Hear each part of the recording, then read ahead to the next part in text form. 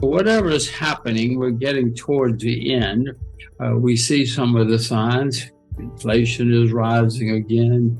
Interest rates are rising again. We see new entries coming into new investors coming into the market, and they call up their friends and say, I've discovered this new thing called the stock market, and it's fun, and you can make money, and it's easy. It's easy to make money. And so all the signs that the world has seen many times before are happening again.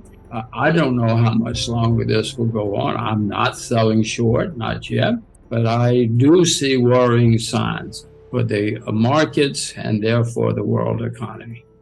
Since we're talking about the markets, the most worrying sign are all the new entries and the developing hysteria which is taking place. These are signs that happen at the top of markets. It's happened many times. If you haven't experienced it, you might have read about it. And that's what's worrying me probably the most, because markets can go up and down and do all sorts of strange things. But eventually, it's the investors who call the tune. And if we have a lot of uneducated or inexperienced, I guess is a better word, inexperienced investors, it worries me. The banks, that's just another sign that happens near the end of bull markets. People don't think you can make mistakes. They think that everything is fine now. And they have a fairly long experience without many mistakes or big mistakes. So they think this is normal.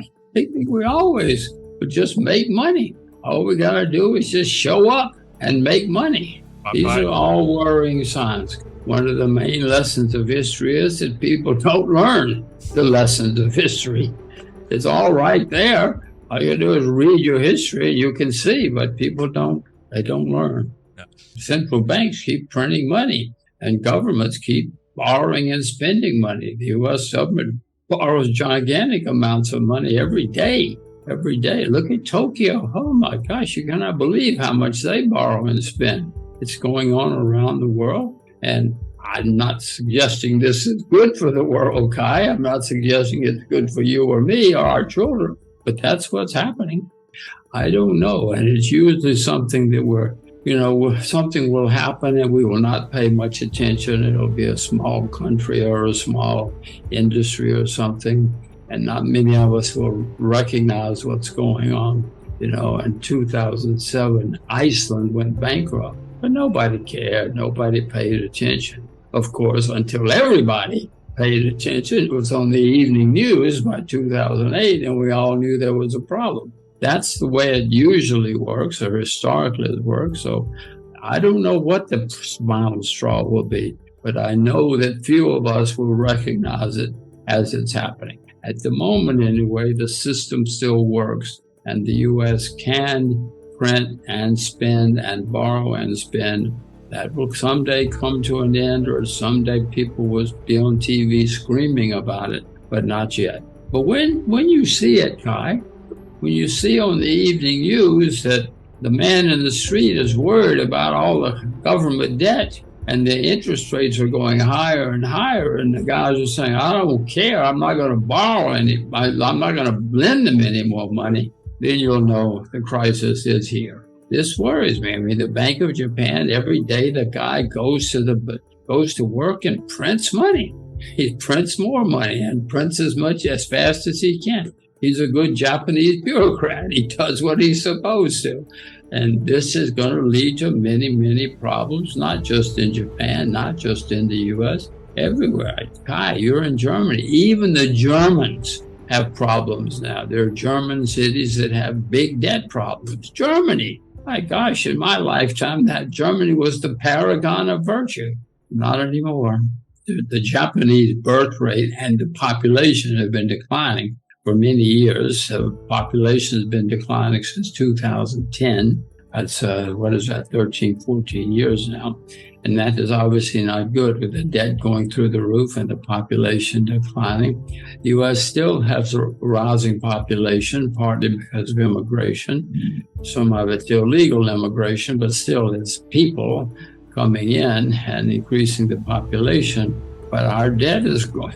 I don't know whose debt's going faster. I don't know if ours is growing faster or if Japan's is growing faster, but they both are. But Kai, as I say, look out the window, even in Germany. Well, as I look around the world, Kai, I see that stocks in most countries either are or have been at an all-time high or near making new highs. Bonds have never been this high in the history of the world. So bonds are certainly a bubble. So what's left? Property, yes, you can invest in property, and in some places it's great, but many property markets, New Zealand, Korea, there are many property bubbles going on around the world. And really only leaves commodities that are cheap. Silver is down 60% from its all-time high. Sugar, down more than 60%. So the only asset class that I see where they're really cheap entities are commodities. That doesn't mean you can't lose money if you buy them, but that's the only place I see on a historic basis cheap prices.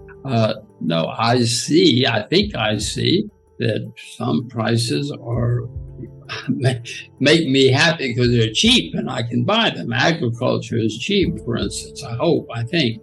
So there are some prices that are cheap, and that makes me happy because maybe I can make some money investing in them.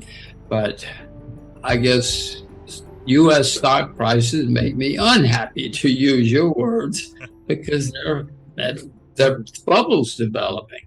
Apple goes up every day. That's been a great company. That does not mean it's going to be a great stock forever.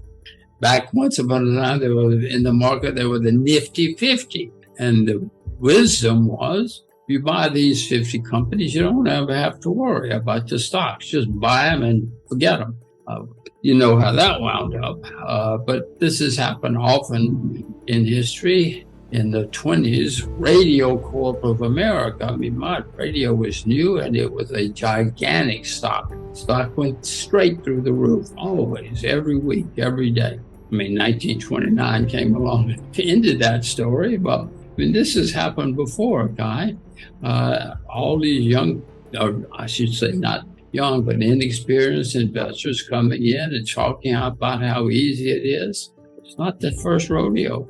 Electric cars, which are coming, electric vehicles, use much more copper than petrol cars or gasoline cars. These are simple facts. And so as long as we are moving towards electric cars, which apparently we are, the demand for copper is not going down.